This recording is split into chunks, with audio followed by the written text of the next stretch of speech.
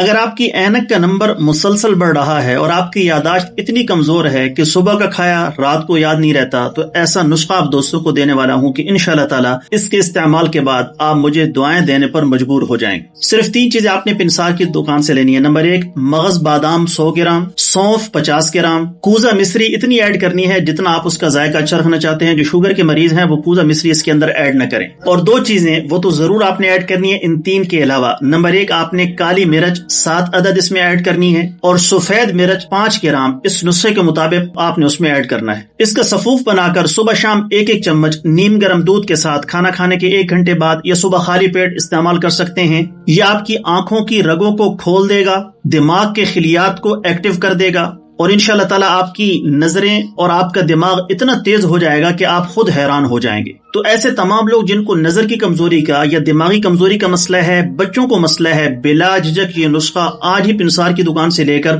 بنا کر استعمال کریں۔ بالکل آسان اور سادہ سا نسخہ ہے، انشاءاللہ تعالیٰ چند دنوں کے اندر آپ کو اس کا بہترین رزلٹ ملے گا۔ مزید ایسی ویڈیوز دیکھنا چاہتے ہیں تو ضرور ہمیں فالو کیجیے گا۔